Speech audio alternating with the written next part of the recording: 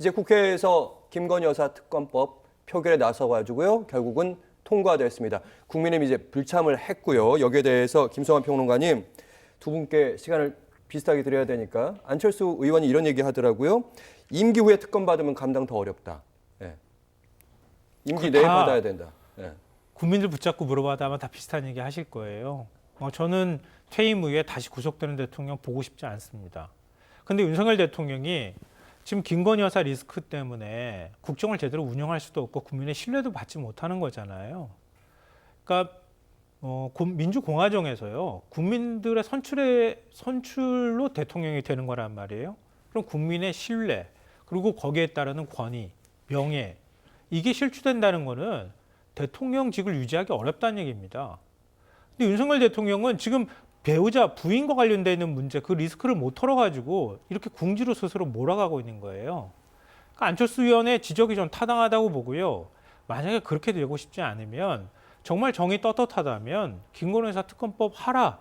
그러고 난 다음에 나오는 게 없지. 그리고 털고 그리고 국정에 전념해야 되는 거예요. 국민들 힘들어하잖아요. 근데 이거 끝까지 막겠다고 하는 겁니다. 집권 여당이. 그러고 난 다음에 특검법 당하면 탄핵이라고 얘기합니다. 찔리는 게 있으니까 탄핵이라고 얘기하는 거지 달리 말할 수 있는 방법이 없잖아요. 그러니까 안철수 의원의 지적을 국민의힘이나 아니면 보수진영에서는 뼈아프게 받아들이고 다시 한번 돌아볼 필요가 있다 이렇게 생각합니다. 네, 우선은 안철수 의원의 재발견에 대한 말씀을 좀 드리겠습니다. 지난번 최상병 특검법 관련해서도 안철수 의원은 공개적으로 본인의 찬성 입장을 밝혔었고 이번 같은 경우도 김건희 여사와 관련된 리스크를 더 이상 방치하면 안 된다. 특검으로 이 문제를 해소하자라고 하는 자신의 소신을 밝히고 있다는 측면에서 지금 여권에서는 여러 차기 주자가 있다라고 합니다만 오히려 저는 한동훈 당대표보다 안철수의 정치적 원사가 더 눈길을 끈다. 그리고 또 이제 이 사안과 관련해서는 저는 민주당이 이 특검을 통과시키기 위해서 다른 거 다 차치하고 일단 하나라도 도이치모터스 주가 조작 사건 같은 경우는 이미 수사가 종결됐지 않습니까? 그런데 그에 대한 미진하다는 여론이 많죠.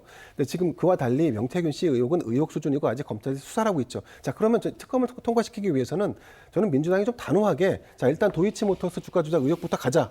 그래서 그거 하나 던지고 제3자 추천으로 간다 그러면 특검을 예. 그러면 국민의힘이 그걸로 안 받을 수가 있습니까?